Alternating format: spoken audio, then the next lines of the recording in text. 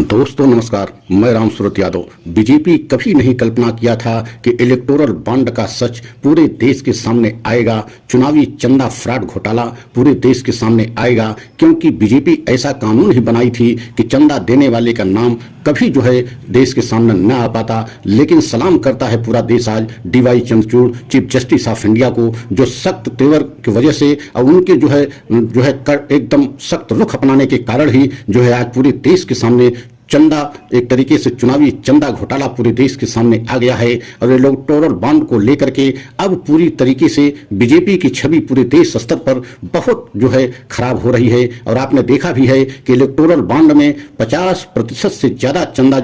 BJP को मिला है और 50% में पूरे देश की सभी पार्टियां चंदा पाई हैं। लेकिन उसमें भी हैरान करने वाली बात यह है कि जो चंदा बीजेपी 50% पाई है उसमें 40-42 कंपनियां ऐसी हैं जिनके खिलाफ ईडी और सीबीआई की कार्रवाई चल रही थी। और उसके बाद उन कंपनियों ने चंदा दे करके एक तरीके से बहुत बड़ा फ्रॉड किया और उसके बाद उनके खिलाफ ईडी सीबीआई की कार्रवाई एकदम धीमी पड़ गई। ये अलग विषय है कि कार्रवाई समाप्त नहीं की गई है और लेकिन उनके खिलाफ कोई एक्शन नहीं लिया जा रहा है। और आपने देखा है कि अभी शरद चंद्र रेड्डी को लेकर के शराब घोटाले के जो सरकारी गवाह बने हैं उनको लेकर के किस तरीके से आम आदमी पार्टी ने पूरा सच देश के सामने प्रेस कॉन्फ्रेंस करके रख दिया है, जिससे बीजेपी बेहद हैरान परेशान है। क्योंकि शरद चंद्र रेड्डी एक तरीके से दवाओं के कारोबारी थे और कई उनकी दुकानें भी दिल्ली में शराब की थी। लेकिन आपने देखा कि ईडी जब उनको आरोपी बनाती है उसके बाद किस तरीके से शरद चंद्र रेड्डी ने चंदा बीजेपी को दिया, मतलब 55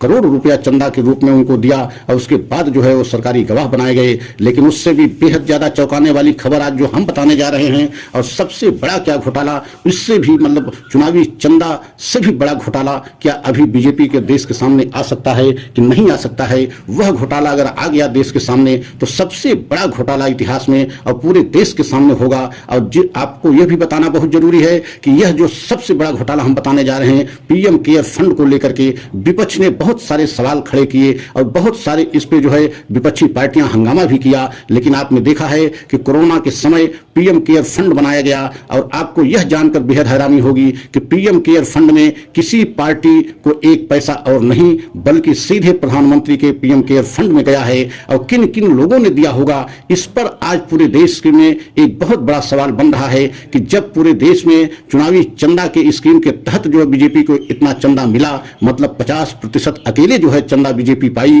तो पीएम केयर फंड जो स्कीम है इसमें तो किसी पार्टी को कुछ मिलने का सवाल ही नहीं पैदा होता। इसमें तो सीधे इसके हेड ही एक तरीके से सर्वे सर्वा प्रधानमंत्री हैं और 2-3 कैबिनेट मंत्री हैं, मतलब इन्हीं की देख रेख में पीएम केयर फंड का एक तरीके से स्कीम है। और इसमें कितने लोग पैसा डाले होंगे, किस तरीके से उनसे पैसा लिया गया होगा, ये एक बहुत सोचने और समझने का विषय है। क्या ईडी और सीबीआई के द्वारा डर दिखा करके या कार्रवाइयां करके क्या उनसे भी पीएम केयर फंड में पैसा डलवाया गया? आपने देखा है कि कोरोना काल में किस तरीके से देश एक आफत काल में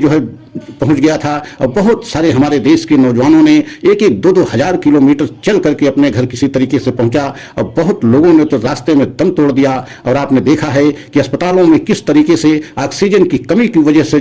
बहुत सारे लोगों की मौत हो गई। और आपने यह भी देखा है कि गंगा में किस तरीके से लाशें उस समय मिली थी, यह भी आपने देखा है। कोरोना काल में ही पीएम केयर फंड एक स्कीम प्रधानमंत्री मोदी जी अपने नाम से चलाए कि इस पे लोगों की मदद हम करेंगे और लोग इसमें हमको मदद के लिए कोरोना काल में चूंकि बहुत बड़ी हमारे देश में त्रासदी आ गई है, इसलिए पीएम केयर फंड प्रधानमंत्री ने बनाया कि इसमें अगर पैसा डाला जाता है तो इस पैसे से हम कोरोना काल में जो लोग हैं जो आफत में एकदम पहुंच गए हैं, बहुत संकट से जूझ रहे हैं, उनको हम मदद करेंगे। लेकिन क्या आप समझ सकते हैं कि यह भी बहुत विपक्षियां पार्टी और बहुत बड़े बड़े विपक्ष के नेता कई बार ये सवाल उठाए कि पीएम केयर फंड में कितना पैसा अब तक आया और कितना पैसा खर्च किया गया, इसका लेखा जोखा बीजेपी बिल्कुल देने के लिए तैयार नहीं है। और ऐसा लग रहा है पीएम केयर फंड भी एक बहुत बड़ा महाघोटाला बन सकता है, क्योंकि इसमें भी बहुत सारे ऐसे पैसे आए होंगे जिनका लेखा जोखा बीजेपी अगर दे देगी या पूरे देश के सामने आ जाएगा